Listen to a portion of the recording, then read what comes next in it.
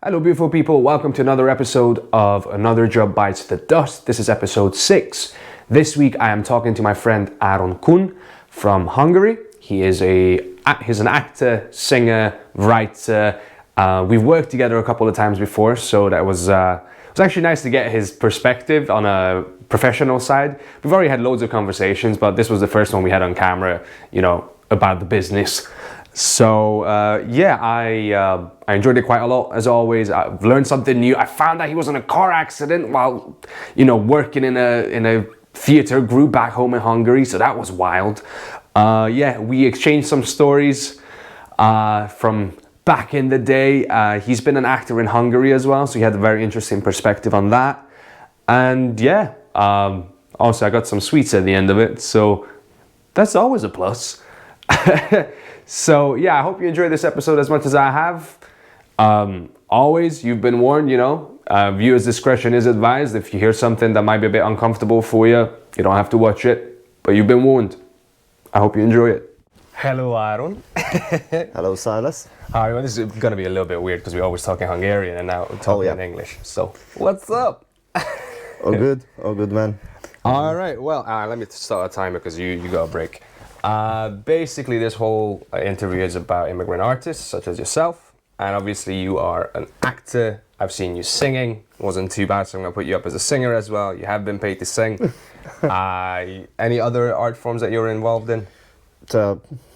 Movements. I don't like the dance. Right. On stage. With a walking cane, we've seen that one as well. Yeah. That helps if you have an injury. Yes. Also, it was absolutely perfect for the character. So. There you go. That's always a solution. I've seen actors playing a part in a wheelchair after a broken leg. Oh wow! Okay. Yeah, I mean that would be a challenge. It only took a day rehearsal to kind of change the story a bit, and it was working fine. Okay. Well, then the question is, why don't we see more actors in wheelchairs working? Mm-hmm. Show must go on. Yeah. Yeah. Right. So mainly acting, singing, dancing. Anything else? A bit of writing. Okay. What do you write? Used to do poetry slam, and poems, and also a couple of plays. I've been involved. Really? Yeah, did a monologue night, so it was like about three monologues altogether, basically based on Oscar Wilde's famous novel, right? Picture of Dorian Gray. Okay. Back in Hungary. I was mainly active back in Hungary. Yeah. Yes, we should probably point that out that you are from Hungary. Yes. Those who didn't realize. And so I mean, normally, so the first sort of question is obviously, when did you realize you want to be an actor, and how did you become an actor? That's an interesting one. It came quite late. It was back in high school. Right. I was around 15, 16 when I was just bored out of my mind, obviously. And one of my teachers suggested that, there's an acting group in the school. Why don't we go there and try ourselves? So we went there, and it was good. Enjoyed it. Enjoyed the company. It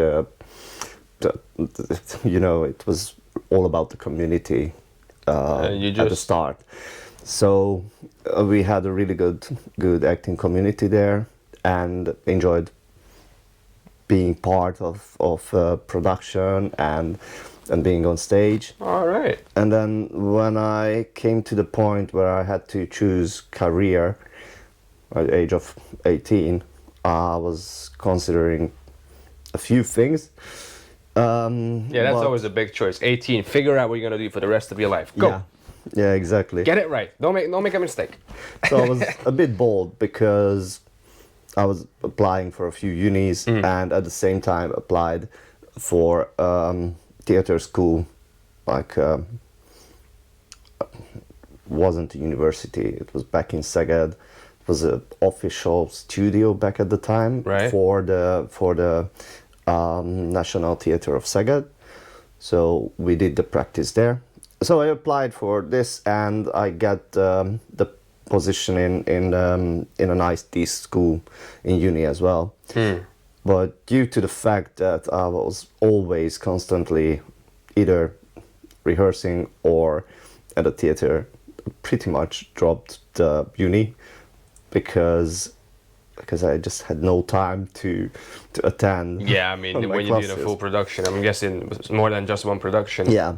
You don't have time for anything else. So technically, funny enough, nowadays I'm working as an IT professional, working as a software tester. So Yeah, and life works out in crazy ways. just switched. So nowadays I'm spending more time on the IT what I dropped back when I was young. So Listen, you took the world by the balls and you said, I'm going to try it.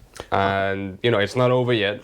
Yeah. You're still doing acting. We met working together. So I think this can still go on. This is a long love story. You know, it's a lifelong love story. So it doesn't have to end just yet.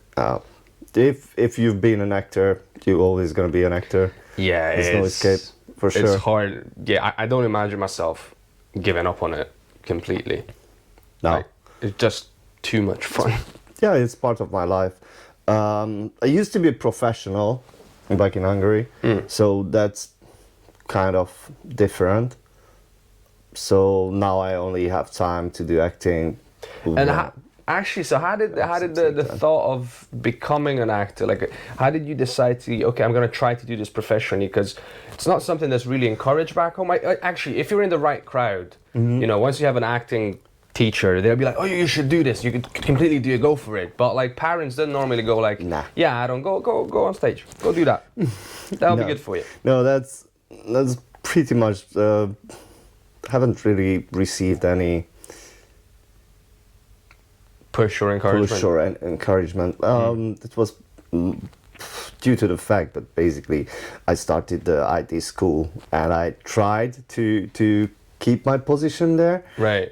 Because like parents always says, you need a proper job. You need, Of course. you need multiple options. Okay, if the acting plays out well, you're good. But what if it's not? Yeah, what I was like, yeah, okay, I can see sure. the argument for it, you know. But Yeah, but that's just not how I ended up. So basically, my main motivation to become an actor was quite internal. Didn't really care about fame or money in this sense. I just wanted to kind of learn more about myself and Okay. and try new characters and become someone else. yeah, no, I agree with that because like I think my sort of main motivation growing up was, oh, I want to do this for others for a long time, and then I've been reframing that because you have to have something for yourself. It can't be all for others because then it's like you're dependent on others' validation. Basically, I just realized, you know, I have this great, like, fantastic joy from, you know, expressing myself, and through the filter of different plays and characters I get to sort of behave as. And it just became like, I just felt this thing like, this is something I want to do for the rest of my life. And yeah, that it was just this feeling, and I still have it to this day, and I go back to it, you know, on a regular basis. And that was that. And funnily enough, I was going to become a software engineer myself. That was the plan. So I was like, my dad was very much like, go where the money is. You got brains. That's what I've been told. You know, like I was a pretty good student in my, you know, school days and high school days. And just, you know, that'll pay you well. Go do it. And I do love discovering stuff. But I remember having this massive crisis at like age 18 last summer, you know, holidays of like, I don't want to spend the rest of my life in front of a computer. No. Like, I like it, but no. So, yeah, I ended up completely doing a 180, and here I am. Respect. But yeah, but it's that kind of thing of like, very much set up for a different path and believing in that path. And I was 100% I was going to go for that. And, you know, like I made plans, and there was a pathway all sort of strategized. And then just going, nah. No, my drive is not that strong as it used to be, and I believe the main reason why it was because Sorry. That's the water bottle. So, also, theater was some kind of therapy for me. Right. In this sense. Yeah. It's like, I used to say that when somebody asked me, okay, why do you do acting? Said, at least on the stage I can be honest. Which is a strong statement if you really consider it. It's like, really? Can't you in real life? I was gonna say, but how much lying do you do on a daily basis? No, it's not about lying. No, it's no, about expressing yourself It's about freely. emotional honesty. Yeah, and Vulnerability and. I kind of achieved what I wanted, so my drive is shifted. So now, because back in early 80s, 20s, in my early 20s, I didn't really care about what the... Yeah, I enjoyed clapping, I enjoed if they give me a compliment, okay, I did. I mean, well. it's not gonna hurt. But it's not gonna hurt, but my main objective wasn't to entertain the audience. It was all about me doing well on stage and expressing myself. It was really kind of selfish. Well, if I look back, I find myself a bit selfish in this sense, because now it's shifted and I care about the audience much more. So my goal when I go on stage is not about being on stage and express my feeling. It's about entertainment. It's about giving something to the audience. So I don't know how it's affected my acting, because it's like a long time. The time scale is, when you start gaining weight, you don't realize it until you look at the mirror like, oh, wow, actually measure yourself. Yeah. And then it takes a while even to realize, okay, I changed in this sense.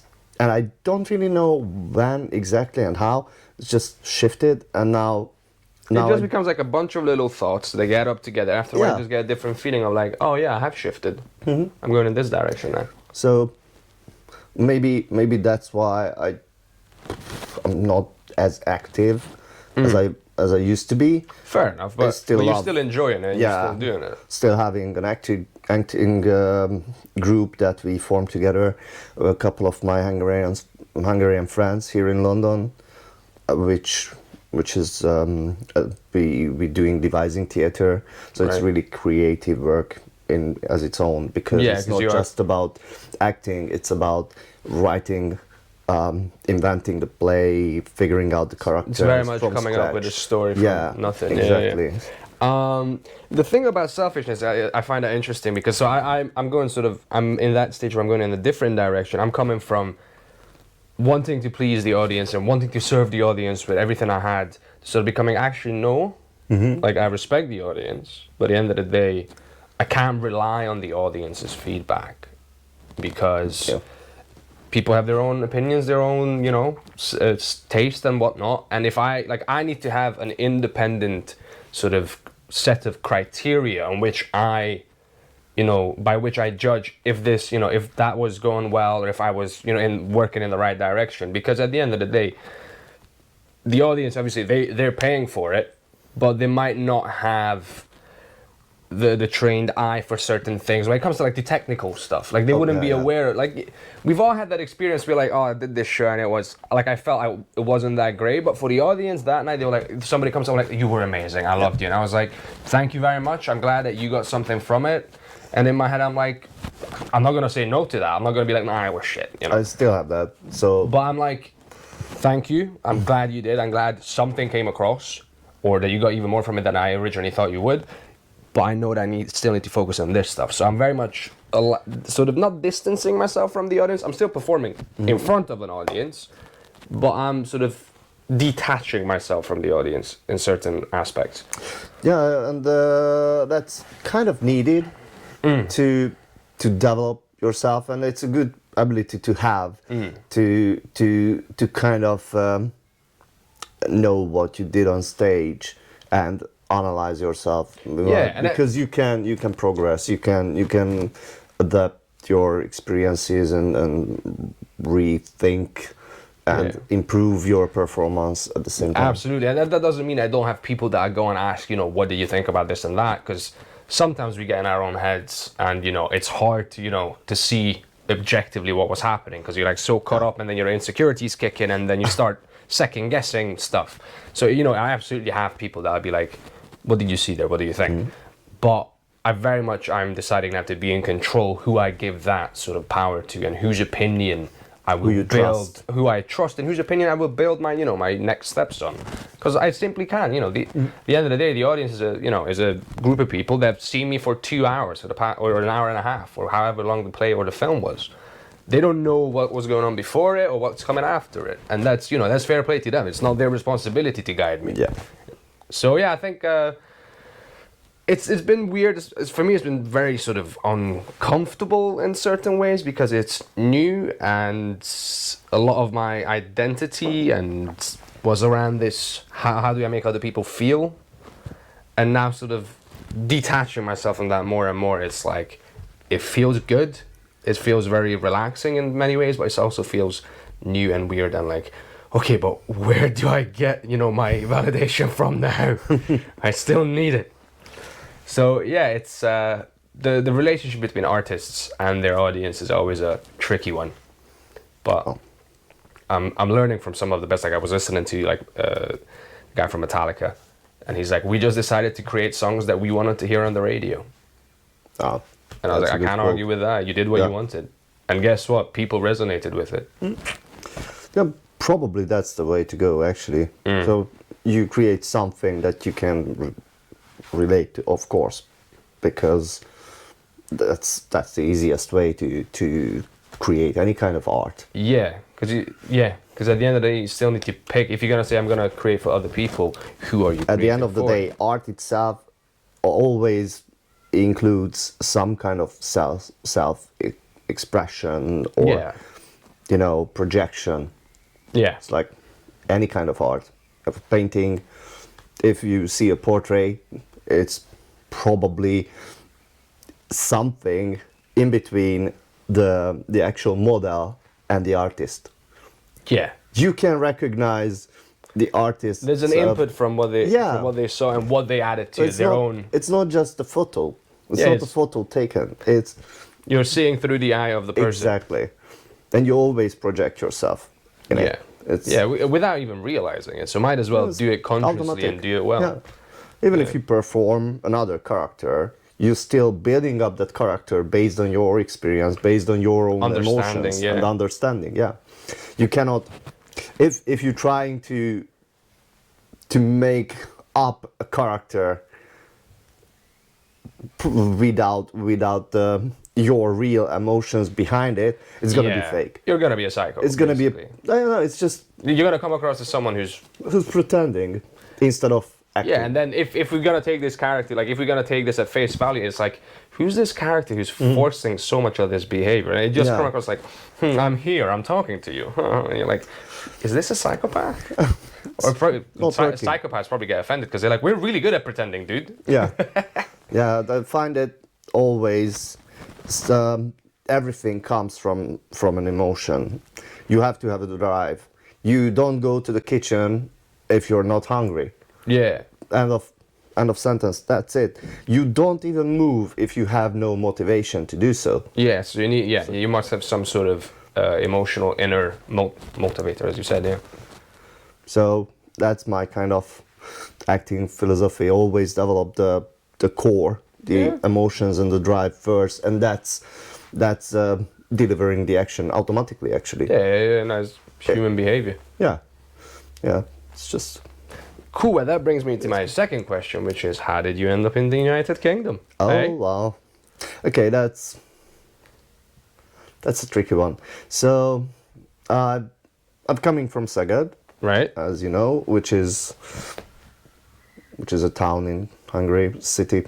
Let's call it, not the capital itself, but it's most close to the Serbian border. That's important for me because actually I'm not born in Szeged. I'm born in Kikinda, which is in Serbia. So it's like southeast, southwest? Yeah, southeast. Southeast, cool. It's on the river Tisa, Okay. actually. So close to the Serbian border. So we moved to Hungary back in '97, and So you moved to Hungary as a child? yeah, How old were you? 10 years old. Okay, so you're basically like the double immigrant. Yes, a triple now. Yes. Almost. Okay. Since living here almost 7 years now, I consider myself a bit Londoner as well. So it's like, yeah, triple. I have Serbian citizenship as well as Hungarian, and I might apply for English. Yeah, British, yeah. Why not? British citizenship is It's another useful. one. Yeah. Just become a You can have become an more. international super spy. Let's go. Oh yeah, yeah. So from Szeged, the age of, I don't know how old was 20, 27, 28 or something.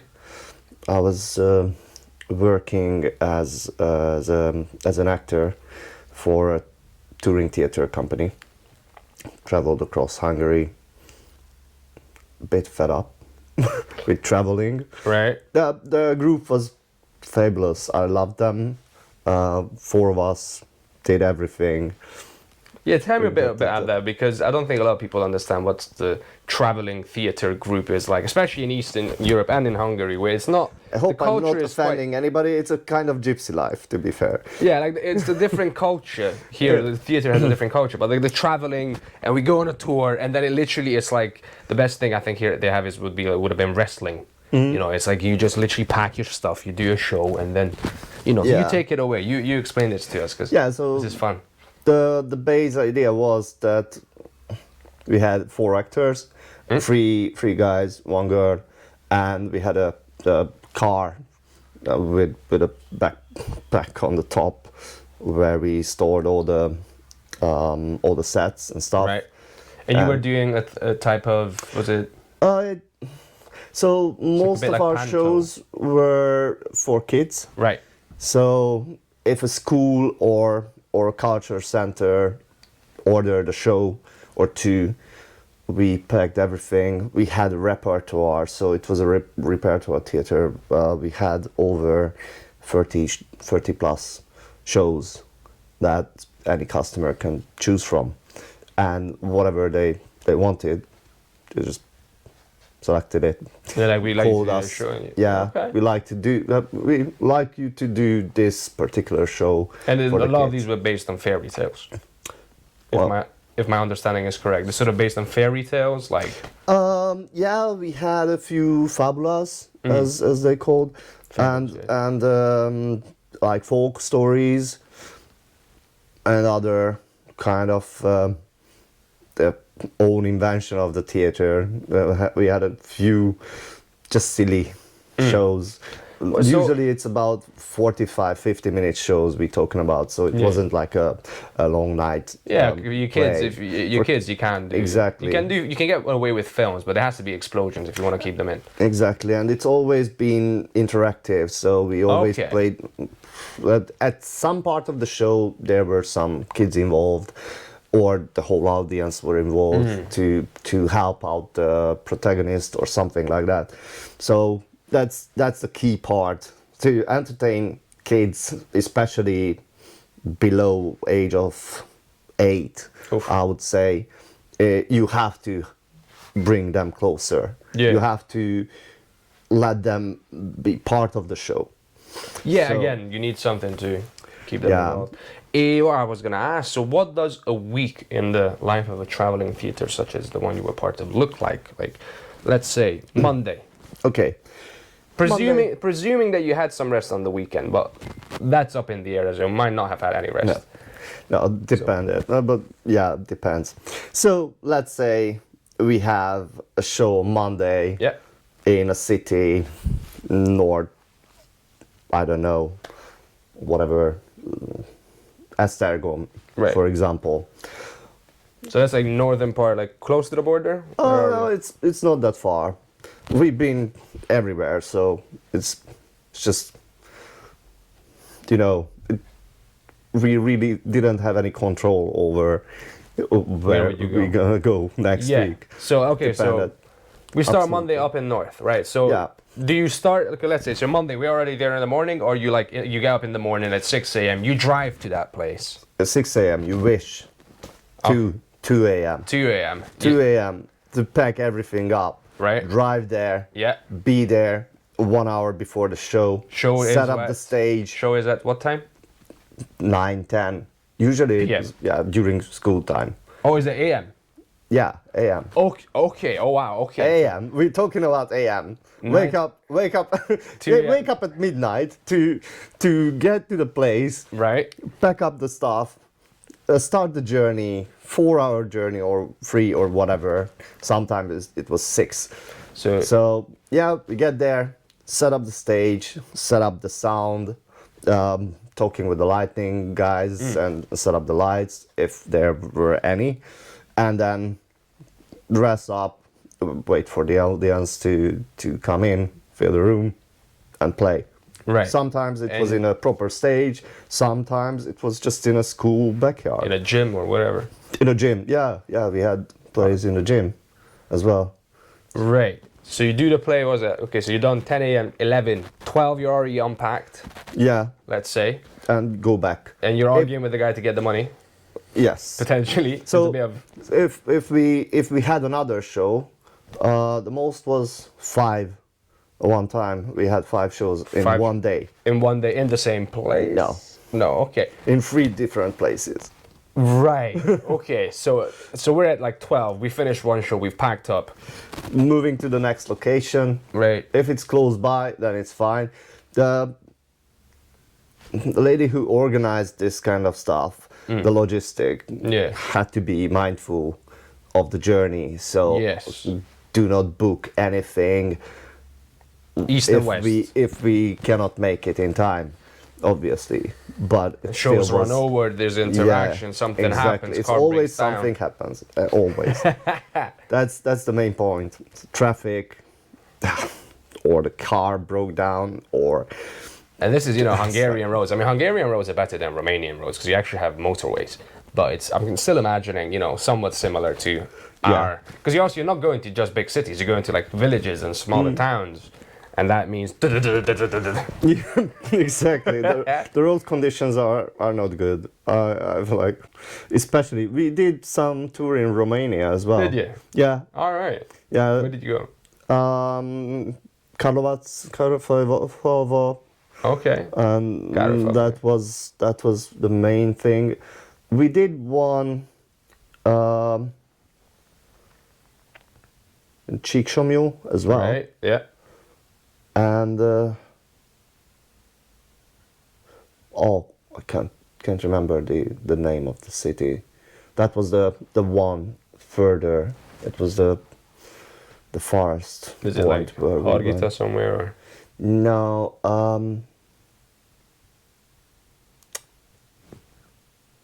Sepsiszentgyörgy. Okay, yeah, all right. Yeah, I've been there. Yeah. Right.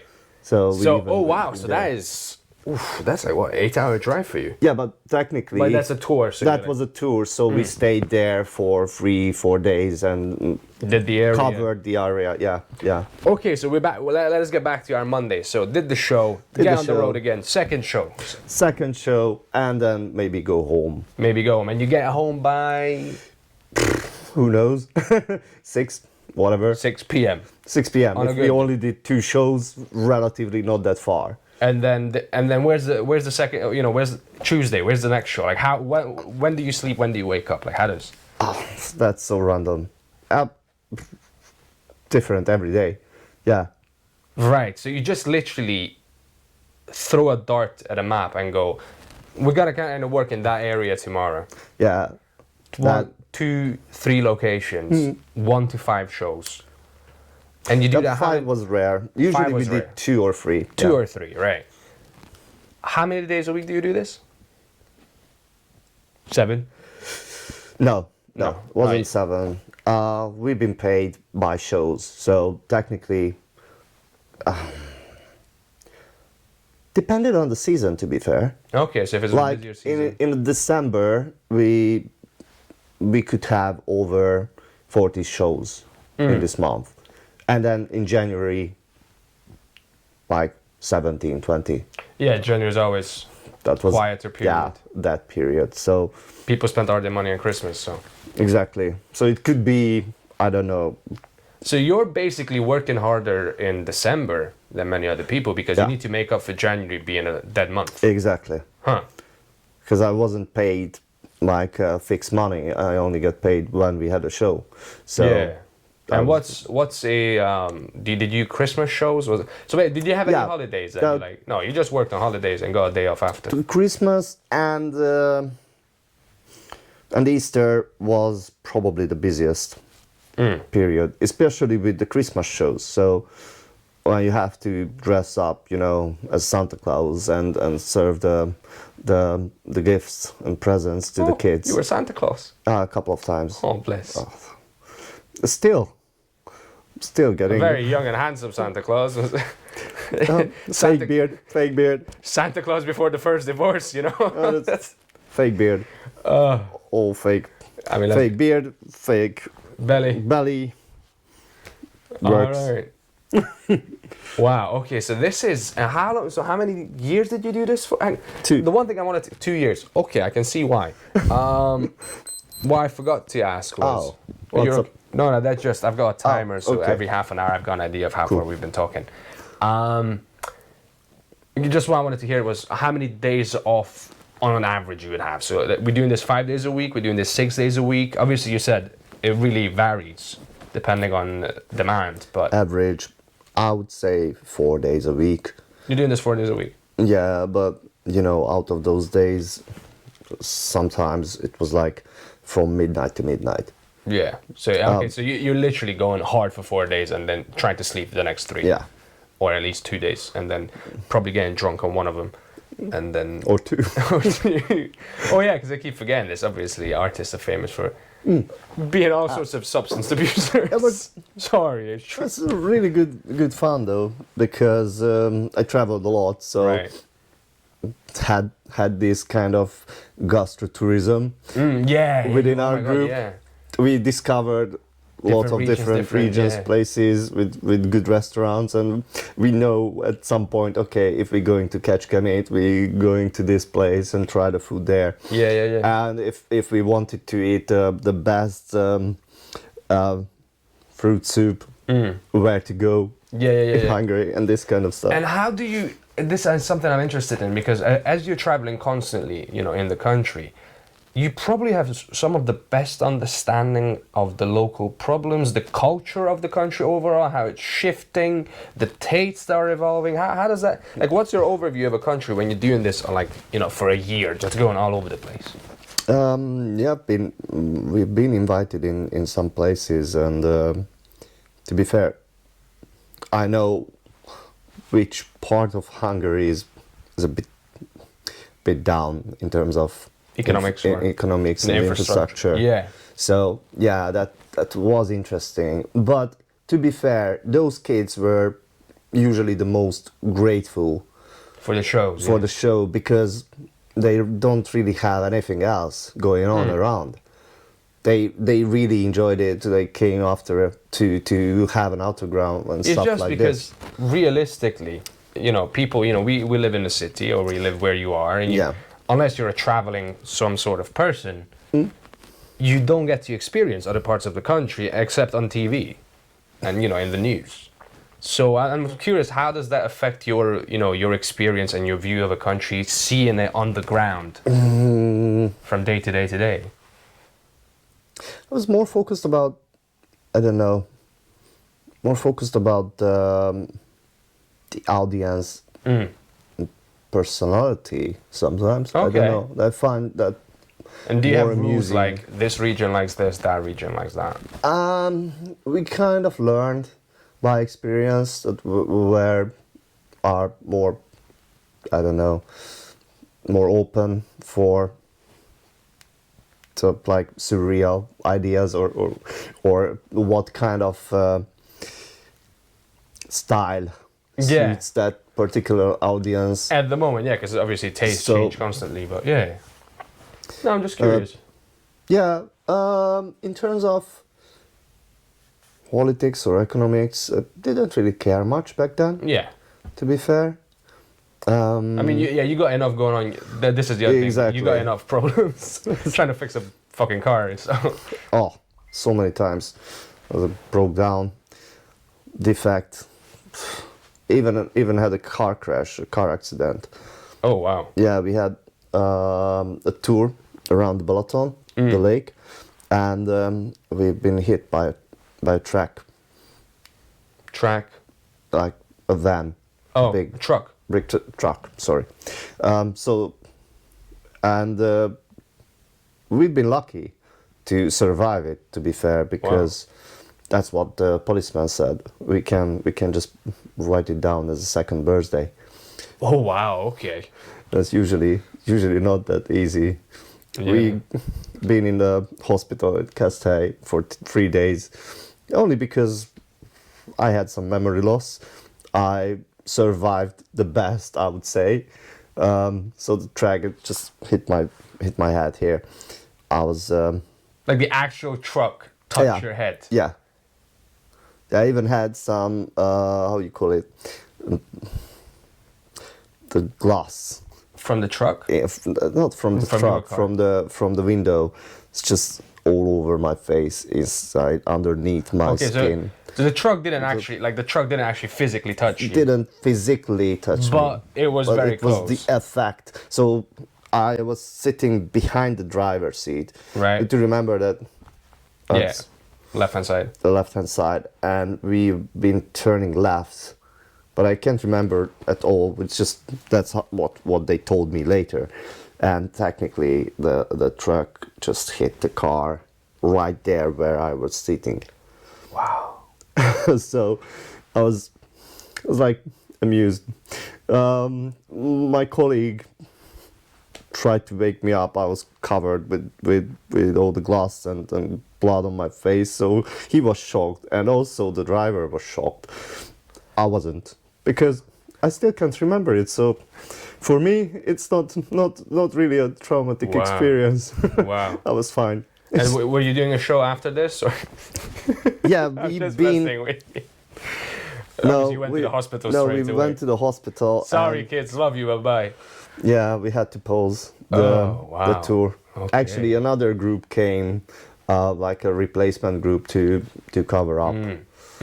Wow. So that was organized, but We still haven't answered the question of how you end up in the UK, but obviously you were doing this. oh yeah, I got so absorbed by the. exactly. So it was just So for some reason you got fed up with this lifestyle. We don't know why. okay. Yeah, I also had the some life of me, I can't personal figure it out. issues, like Okay. the breakup, and I just realized that I kind of reached the Plateau, like a glass plateau. ceiling. Yeah, I couldn't think of anything to go to or to do in Szeged. I was like, I just need to grow more. I need more opportunities More around space, me, yeah. more space, and I was considering to go to either the capital, Budapest, or move to London.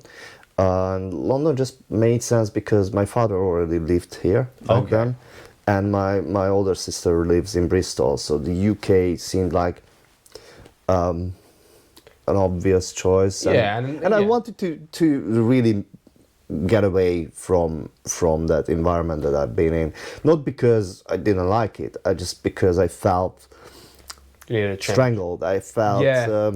yeah. There's something about lack of opportunity and just the system, the way it works. I can't say for all Eastern European countries, but Hungary, Romania, it does feel suffocating. And I felt that at the end of high school when I was like, okay, I want to become an actor, and one of my big feelings was not here though. I love the people that stayed, and my hats off to them. They're brave and they're doing really good stuff. I just like, I need something else. Like I probably could have stayed, but I felt like I was gonna go crazy. Even though my English back then wasn't that as good as yours, so to be fair, came to the UK felt a bit like a big backstep.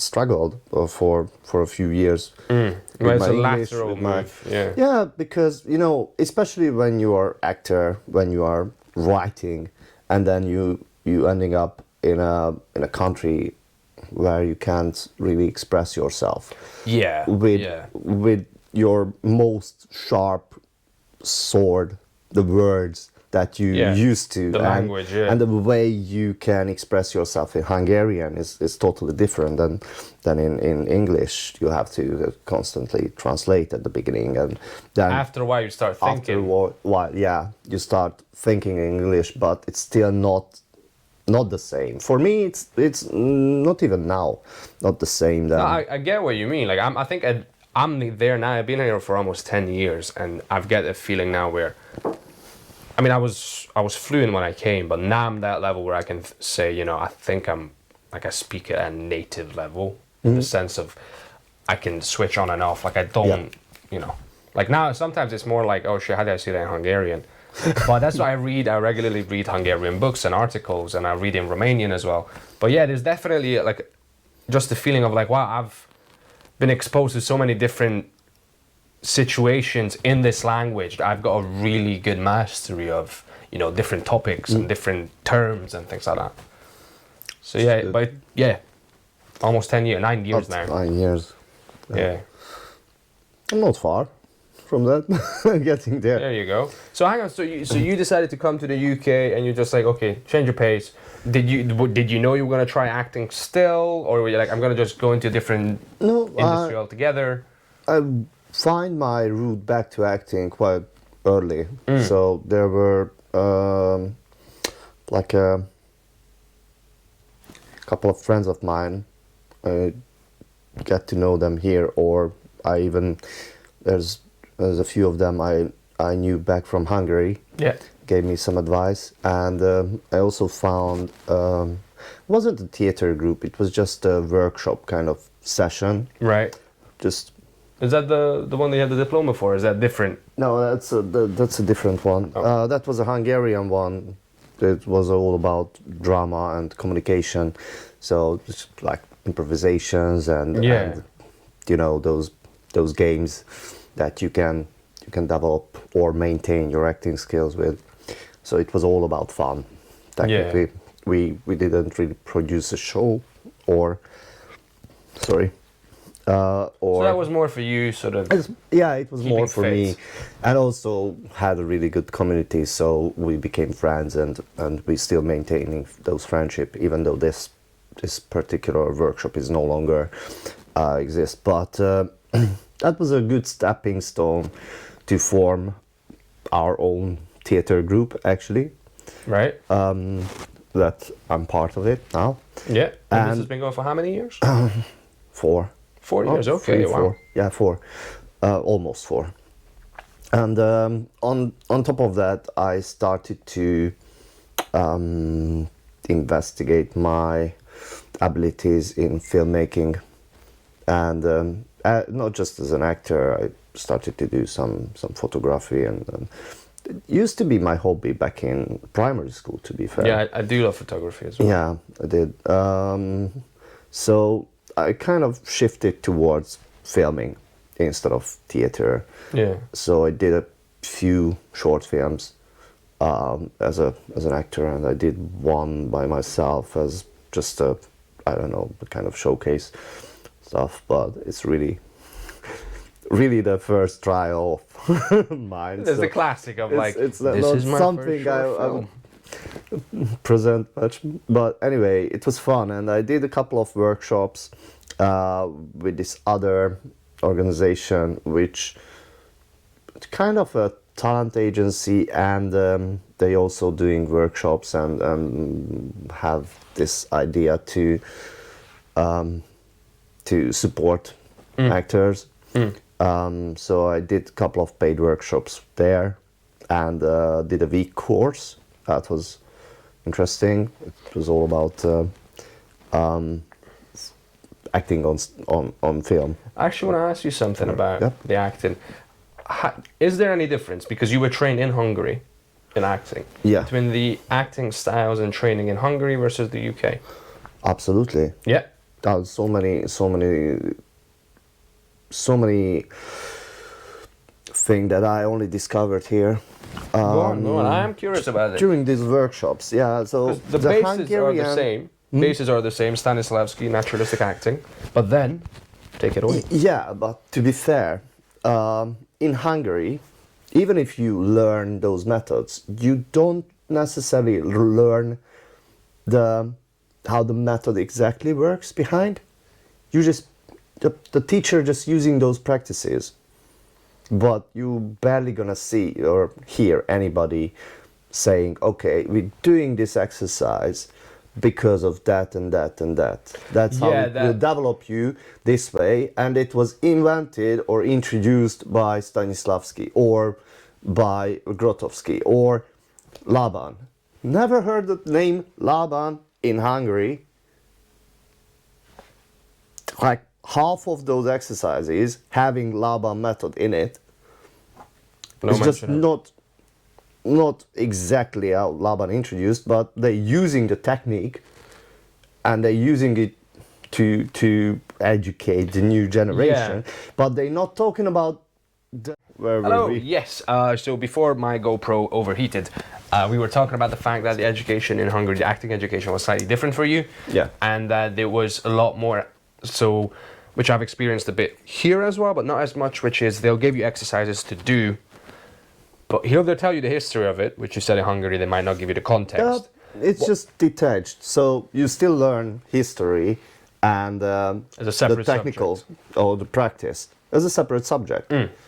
But it's if you're not making the connection out of it, you might not get the whole picture. Yeah. Here in some workshops, maybe I just picked the right ones. That what I really enjoy is that during the practice, the teacher always says or tell you stories about how this whole idea came to life and how it's all connected and how it's helping you with your acting skills. The ideas themselves are good, but if you can put it in a story, you have more of a chance of connecting with it and it's just even understanding better understanding, the context around it and potentially, a global view. Yeah. And I think the other thing we're seeing is that there's no explanation of the fundamental underlying principle necessary. It's like do this exercise because that fits into here, that fits into here, that fits into here. As opposed, I think I did have a big of an experience of that here as well, of that do this exercise. For instance, Meisner, do repetition. They kind of explain, don't try to get it right. You just have to repeat. But you don't really, and some of it is you understand later and once you've learned more and once you've actually, delved into it of like, oh, that's how it fits all together. Yeah. But yeah, teaching acting or anything in general is always complicated because you don't want to give too much information from the very beginning because then people get lost.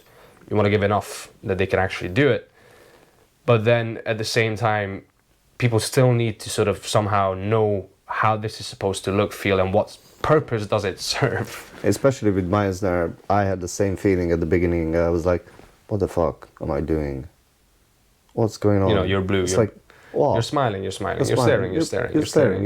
Yeah. What's the point? Why am I doing this? I was like, it was so awkward. And then I started to read about Meisner and his technique and stuff. And then I understood. I still don't get it.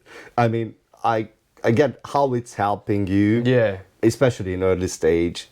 But maybe it just hit me late when I already kind of had this kind of self-awareness and I don't know, can't enjoy that much that Meisner technique. But the and some people swear philosophy by it, and the art poetic, the art Ars Poetica? Ars Poetica, thank you. The Ars Poetica of Meisner is really something I like. Yeah, he had a very beautiful analogy of not trying to control the boat, meaning, the words that you're given, they're the boat, but then the current, the water itself is the play, the events that are happening, and don't try to control the boat. You focus on the current, the things that are happening and the stuff, as opposed to the literal words of like, I have to say this word like this, and then you get a lot of actors. Which I used to do it, in my early days, which was like, I'm going to say this word exactly the same time with this intonation and it's gonna work perfectly. And then you watch your clip and like, Yep. Yeah.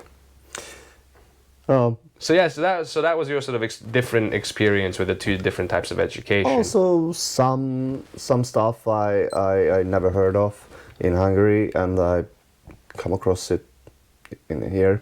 I mean, more But yeah, Laban, Lecoq. Lecoq especially. Lecoq was somebody I haven't heard of in Hungary. But then again, as you said, there might be types of theater back home that people haven't heard of here. Because, you know, the Russian, was it Grotowski you mentioned?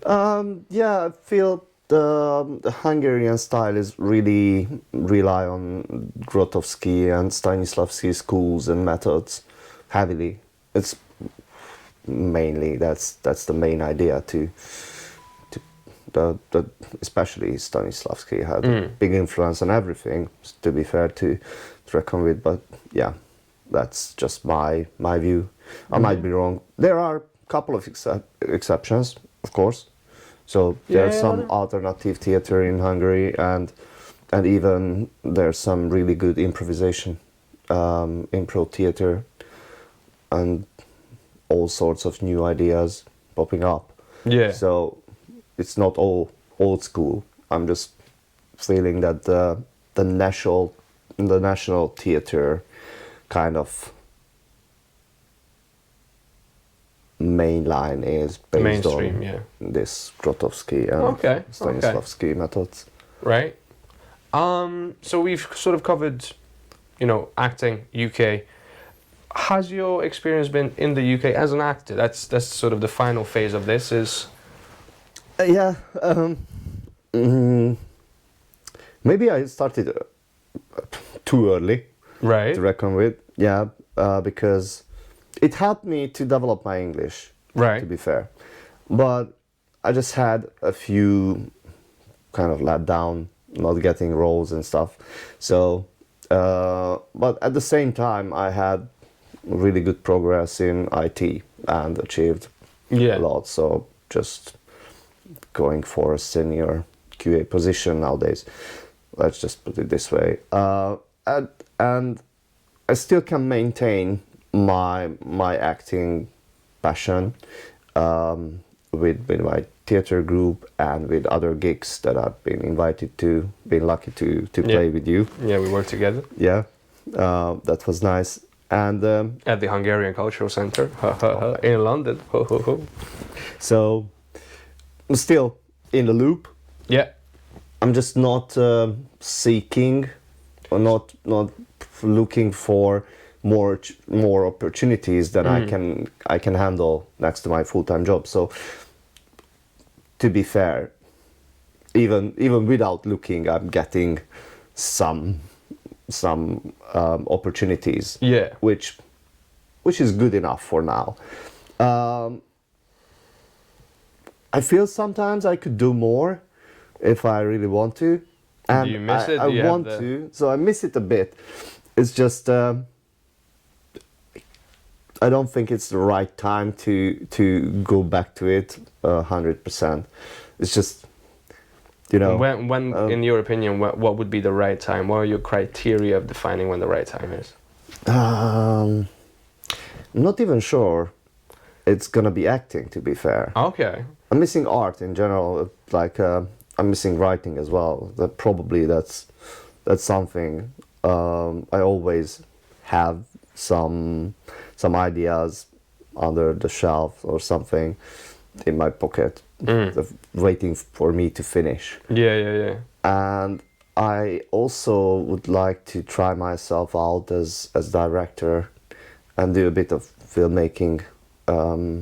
But I already started a bit, but it's just I just left it there, saying, yeah, park it now. I need to learn more about it to deliver something. Well, the thing is, we've literally not too long ago had a conversation with one of my friends, which is learning about it and learning how to do it are two different skills. So the only way you can learn actually how to do it is by doing it. By doing it. And it is very uncomfortable, especially if you want to do it well straight away. Realistically, you can only do the best that you can at this stage. And then you can, once you've actually done that, you can see where it's lacking to where you want to get and how you can improve upon it. Yeah. But yeah, at the end of the day, there's no easy path. There's no cheat code. You have to do the thing. You're completely right, and that's why I might gonna look for something which kind of encourages me to do. So, let's say a school or something. Yeah. A little bit structure. The timing is not yet there because I'm already too busy with everything that's going on. Yeah. So we've had a conversation about your flat situation and all that. yeah. Oops. No worries. And I'm always busy. Is that you going back to work? As my alarm reminded me that I have a meeting in 15 minutes. All right, well, in that case, I'm not going to hold you up long now. I'm going to ask you 2 questions that I like to end with. One of them is, what is, as an actor, you've done a bunch of crazy jobs to pay the bills. What's the craziest job you've done to pay your bills? The craziest? Yeah. As long as you can say it online, in front of the world. But the bar is pretty high at this stage, so... Craziest thing that I had to do a few. Right. At one point I've been a dinosaur. Right. That was freaking hot. Okay, so how does this look? So you're a dinosaur at a birthday party? It was a party. It wasn't a birthday party. It was just kids all over the place and had to entertain. And what's the context? Been how you call it from Oz. The Land of Oz. Yeah. The Wizard of Oz. The Scarecrow. The Scarecrow, right? Okay. Yeah, the Scarecrow. And is this like a kids event as well? Yeah. No, it was a festival event. Right. Actually, and at some point I had to wear high heels, and I dressed up as a woman in a street. Also, that was kind of crazy because a drunk guy just found me too attractive and started to smile on me. You know, but she just like passed by my leg and he checked me out and like I had this blue net. Yeah, blue net. Yeah. And he just realized that underneath my leg is like this. Right. Okay. So this poor. So- So this hang on. So first, this is a Hungarian guy. He followed us, From followed the Eastern whole Europe, group. right. Yeah, in Szeged. He followed us, all the way. So he's- all the way he's getting, through the like- bridge and everything. It was like finally caught up with us, and he was like, "Hiya," and then said, "Fuck, Bless him. who the benistem," which translates like, "Oh, I fucked up." Kind of. Oh, that's kind of funny because again, this is a Hungarian guy in Eastern Europe, so he'll be like, "What's going on?" To be fair, he was pretty drunk, so I can So, say I'm an attractive woman if I want. Did he get to. lucky? Yeah. No. Fair enough. Oh. And the second question I normally like to ask is, obviously Hungarian cuisine has a lot of good dishes. So if there's 1 or 2 dishes that you either miss or you make a lot or you wish that people in the UK knew about or they should know about, what would they be? Oh. Just wait a second. Okay, right. Here we go again. Need to stop asking people for food because they keep running off to show me the food. Here comes the food. How you been, yeah? Good chat, eh? That's what I'm thinking as well. What's he up to? Is he back already? There he is. Oh. Yes. Thank you for the interview, and Oh, man. that's something this is every Hungarian miss. Turo Rudi. Oh, my God. It's basically cottage cheese and chocolate with some sweets. Oh, this is my childhood. So This is my childhood bar. Well, right. Yeah, you do need to know about this. This is good stuff. lucky enough to have it. Anything else? Oh, Let's do Sarma. Sarma. Oh yeah. Oh, okay. Sarma. Stuffed cabbage. What was it? A long Sarma, time that's- since I eat. Because I can make myself pretty much all the dishes I want. Sarma is a tough one because Well, you need to have the right meats. Yeah. Then the right mince. and the cabbage. That's the main part. Well, you have to. Yeah. Well, you have to have. have the sauerkraut. You have to have. yeah Sour cabbage. sour cabbage, which is hard to find. Yeah, I'm quite lucky. I've got an East European shop well, I got a Transylvanian shop in Glasgow. Oh, okay. So I get to, buy sour cabbage and make my own. But that is, yeah. Oh, Christmas. Every Christmas. Yeah. That's one thing. I never tried to make it, to be fair. Well, Maybe I made one and it turned out quite decent, I'm not gonna lie. I was quite impressed. Okay. Just need to make sure you get the smoked ham hock that goes with it. Yeah. Just to give that little The smoky flavor. extra gusto, yeah. Yeah, Oh yeah. my god, yeah. Need to make that again. Good. Thanks again. Well, thank you very much. I'm gonna go eat this now. Enjoy your work. Thank you.